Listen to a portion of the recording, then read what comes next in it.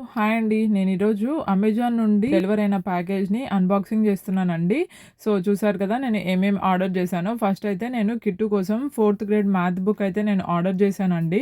So, మేము already ఐఎక్స్ఎల్‌లో subscription తీసుకున్నామండి. So, మళ్ళీ నేను బుక్ కూడా ఆర్డర్ చేశాను.